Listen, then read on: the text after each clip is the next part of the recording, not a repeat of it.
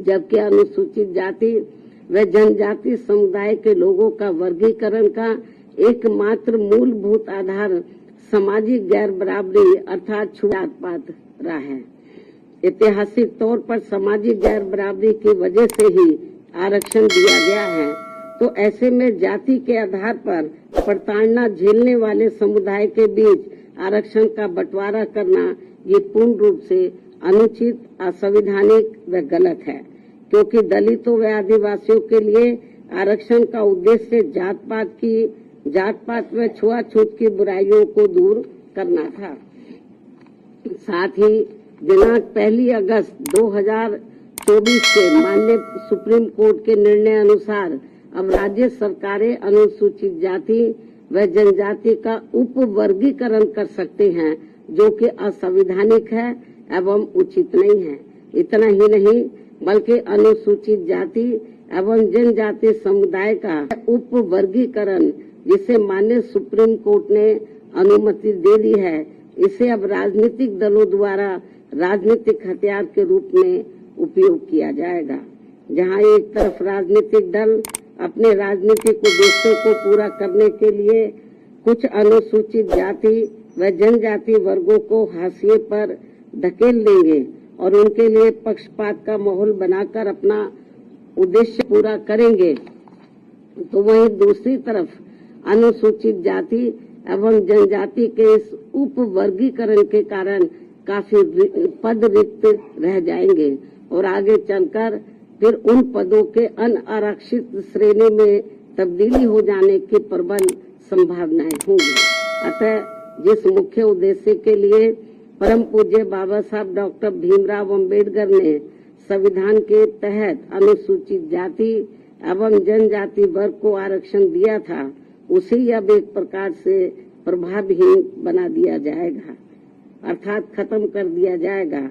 वैसे भी खासकर बीजेपी, कांग्रेस व समाजवादी पार्टी आदि हमेशा से ही एससी व एसटी वर्गों को मिल रहे आरक्षण के विरुद्ध रहे हैं और इसलिए इनके वकीलों ने उप वर्गीकरण की काफी जोरदारी से कोर्ट के सामने अपनी दलीलें भी रखी हैं और इसे खत्म करने की सिफारिश में ये पार्टियां हमेशा प्रयासरत रहती हैं। समाजवादी पार्टी ने तो संसद के भीतर ही पदोन्नति में आरक्षण संबंधी बिल को ही बीजेपी और कांग्रेस की मिली भगत से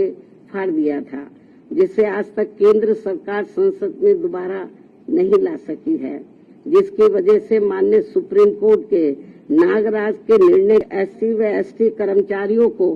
पदोन्नति में आरक्षण संबंधी लाभ से वंचित रहना पड़ा है तथा अब इसी प्रकार से एक नए निर्णय दिनांक 1 अगस्त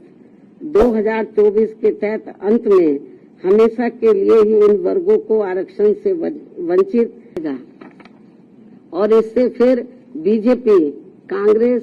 व समाजवादी पार्टी आदि को आरक्षण खत्म करने के लिए इन्हें संविधान बदलने की भी जरूरत नहीं पड़ेगी। और यही कारण है कि इन पार्टियों ने केंद्र सरकार व राज्य सरकारों की तरफ से उचित पैरवी भी नहीं की है और काफी कुछ उप वर्गीकरण के पक्ष में दलीलें रखी हैं, जिससे कि मौजूदा चल रहे आरक्षण के विरुद्ध निर्णय आए और एनडीए व इंडिया अलायंस की सभी पार्टियों की नीयत ठीक होती और वो एससी व एसटी को मिल रहे आरक्षण में छेड़छाड़ आदि करके उसे खत्म नहीं करना चाहते, तो फिर मेरी इन सभी पार्टियों से ये अपील है कि ये सभी पार्टियां इस विषय पर, इस मुद्दे पर देश के समूचे एससी व एसटी समाज के समक्ष अपने स्पष्ट करें और इसी चल रहे संसद सत्र में संविधान में उचित संशोधन लाकर ये स्पष्ट करें कि अनुच्छेद 341 व 342 के तहत माननीय राष्ट्रपति द्वारा घोषित एससी व एसटी जातियों के संबंध में भविष्य में किसी भी प्रकार की छेड़छाड़ व उप वर्गीकरण करने का अधिकार किसी को भी नहीं होगा तथा इन सभी जातियों को आरक्षण प्राप्त होने के लिए एक समूह के रूप में ही देखा जाएगा। ये इनको संशोधन संविधान में उचित संशोधन विधेयक इनको लाना चाहिए और ये सब लाकर इनको संविधान की में इसको शामिल करना चाहिए, ताकि फिर भविष्य में कभी भी जो SC/ST का आरक्षण है उसके साथ किसी भी प्रकार का कोई छेड़छाड़ आदि ना हो सके। हालांकि ये नौबत नहीं आती यदि इसको बहुत पहले ही संसद द्वारा संविधान की 9वीं सूची में डाल दिया जाता। हमारी पार्टी ने लोकसभा के अंदर भी और राज्यसभा में भी इस मामले को अनेकों बार उठाया है, लेकिन इसको टाल दिया गया, क्योंकि जब बीजेपी पावर में रहती है वो भी इसको टाल मटोल करती है। इस मामले को कांग्रेस पावर में रहती है तो वो भी इस मामले को टाल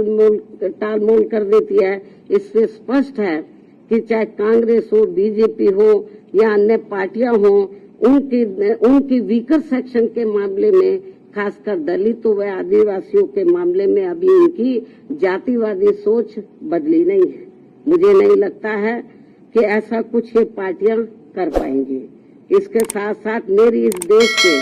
सभी अनुसूचित जाति व अनुसूचित जनजाति वर्गों के लोगों से ये खास अपील भी है कि इस समय इस निर्णय से उत्पन्न स्थिति को अपने व अपने बच्चों के भविष्य तथा अपने संवैधानिक अधिकारों को नुकसान होने से बचाने के उद्देश्य से तथा बाबा साहब डॉक्टर भीमराव अम्बेडकर के द्वारा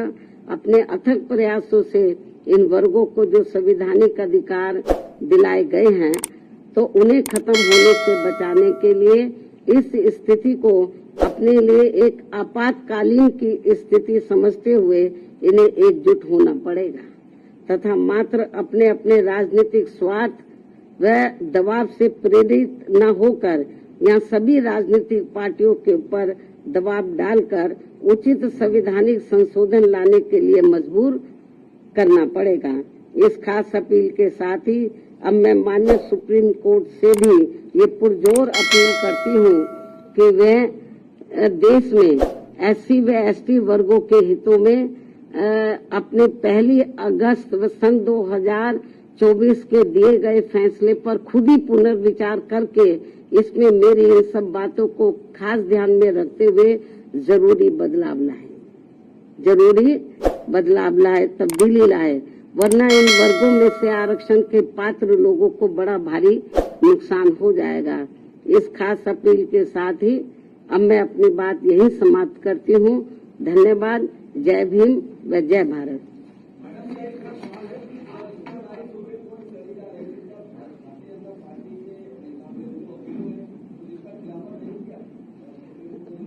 नहीं, उसका खिलाफत इन्होंने नहीं किया। वो पूरा उन्होंने तो बल्कि इस मामले में वो ऐसी दलीलें रखते रहे कि जिससे माननीय सुप्रीम कोर्ट को ये फैसला देने में उनको और मदद मिल गई। चाहे तो कांग्रेस की ओर से वकील खड़े हुए या सरकार की ओर से खड़े हुए हों, इन्होंने एक प्रकार से माननीय सुप्रीम कोर्ट की मदद ही की है इस मामले में। तो इससे जाहिर हो जाता है कि इनकी इंटेंशन सही नहीं है और ये लोग SC और ST को जो रिजर्वेशन मिल रहा है इसको सीधा खुद ना खत्म करके माननीय कोर्ट के जरिए, जुडिशरी के जरिए ये इसको खत्म करना चाहते और इसमें ये लोग काफी हद तक कामयाब भी हो गए हैं और हमारी पार्टी इसको लेकर बड़ी चिंतित है।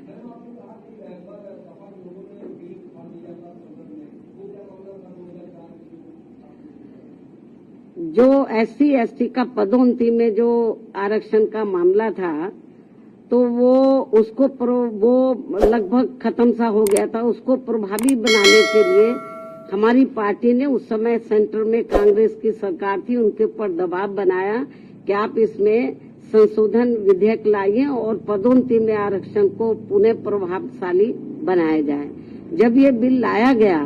तो कांग्रेस नहीं चाहती थी कि SC ST वर्गों के कर्मचारियों को पदोन्नति में आरक्षण का लाभ मिले। तो कांग्रेस उस समय पावर में थी, तो कांग्रेस और बीजेपी खुद ना आगे आकर उन्होंने समाजवादी पार्टी के जो सांसद हैं उनको आगे किया और उनकी मिली भगत से उन्होंने इस बिल को फाड़ा और इस बिल को पास नहीं होने दिया और अभी तक ये बिल पास नहीं हुआ है।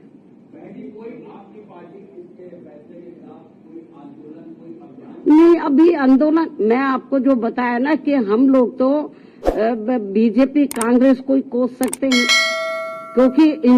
इनके वकीलों को सही पैरवी करनी चाहिए थी, सरकार को सही पैरवी करनी चाहिए थी। हमने माननीय सुप्रीम कोर्ट से मीडिया के माध्यम से हमने उनसे अपील की है आज कि वो अपने इस फैसले पर पुनर्विचार करें, इस फैसले को बदले, वरना इस देश में जो करोड़ों दलित और आदिवासी समाज के लोग हैं, तो जिनको अपने पैरों पर खड़े करने के लिए परम पूज्य बाबा साहब डॉक्टर अम्बेडकर ने जो इनको आरक्षण की सुविधा दी थी, यदि ये खत्म हो गई तो बड़ा मुश्किल हो जाएगा। और जो लोग ये कहते हैं कि एससी में या एसटी में जो जातियां मजबूत हर मामले में आर्थिक तौर पर मजबूत हो गई हैं, तो उसमें से मैं समझती हूँ मुश्किल से 10 या 11% लोग ही मजबूत हो गए होंगे, बाकी 90% लोगों की हालत तो बहुत ज्यादा खराब है। लेकिन माननीय सुप्रीम कोर्ट के इस फैसले से जो लगभग 90% लोग जिनको अभी आरक्षण की जरूरत है, तो वो तो और ज्यादा पिछड़ जाएंगे, उनको ये आरक्षण अब मिलेगा नहीं। इस निर्णय के अनुसार यदि उन जातियों को निकाल दिया जाएगा, बहुत बुरा हुआ है ये। और केंद्र और जबकि बीजेपी को चाहिए, वो अपने आप को कहते हैं कि हम एससी एसटी समाज के हिमायती हितैषी हैं, उनको चाहिए पहली बात तो इस केस की पैरवी उनको सही तरीके से करनी चाहिए थी, उन्होंने नहीं की। कांग्रेस ने बेबी ढुलमुल रवैया अपनाया। ऐसी स्थिति में मेरा बीजेपी जो 9-10% जो जाटव या इससे मिलती जुलती जातियों की स्थिति, आर्थिक स्थिति सुधर भी गई है, लेकिन समाज में तो आज भी जातिवादी लोग उनको पुराने नजरिए से देखते हैं, जात पात तरीके से देखते हैं। इसलिए अभी इन सबको रिजर्वेशन की बहुत ज्यादा सख्त जरूरत है।